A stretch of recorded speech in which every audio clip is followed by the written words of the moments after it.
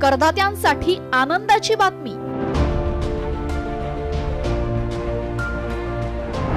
15 लाखांपर्यंत उत्पन्न करमुक्त।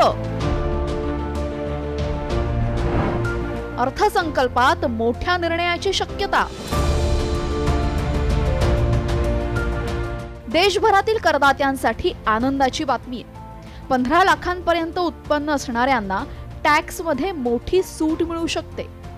सूत्रांनी दिलेल्या माहितीनुसार केंद्र सरकार मध्यम वर्गांना सवलत देण्याबरोबरच अर्थव्यवस्थेतील मंदीमुळे मागणीला चालना देण्यासाठी हा निर्णय घेऊ शकतं। सरकारच्या या निर्णयामुळे देशभरातील लाखो करदात्यांना, विशेषतः महागाईच्या ओझ्याखाली दबलेल्या शहरी मध्यम वर्गाला मोठा दिलासा मिळू शकतो।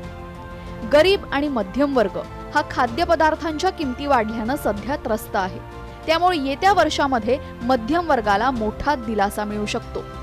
दरम्यान सध्या काय परिस्थिती आहे आपण पाहूयात। मध्यम वर्ग मोठ्या प्रमाणात आर्थिक तणावात आहे। करकपात झाल्यास मध्यम वर्गाला मोठा दिलासा मिळेल। उपभोग्य वस्तूंच्या मागणीला पाठबळ मिळणार आहे। आर्थिक मंदी आणि राहणीमानाच्या वाढत्या खर्चानं मध्यम वर्ग आर्थिक दबावात आहे। करकपातीचा सर्वाधिक लाभ हा नोकरदार वर्गाला होणार आहे।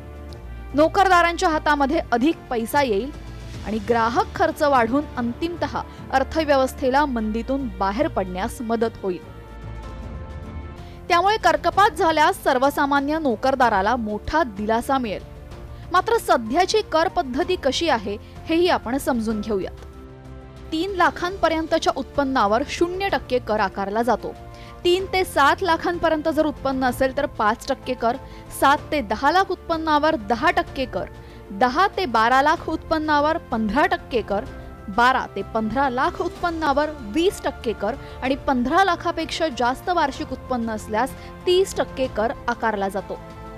दरम्यान जुनी कर प्रणाली कशी होती हेही समजून घेऊयात। 2.5 लाखांपर्यंतच्या उत्पन्नावर 0% कर, 2.5 ते 5 लाखांपर्यंतच्या उत्पन्नावर 5% कर, 5 ते 10 लाखांपर्यंतच्या उत्पन्नावर 20% कर आणि 10 लाखांपेक्षा जर जास्त उत्पन्न असेल तर 30% कर आकारला जात होता।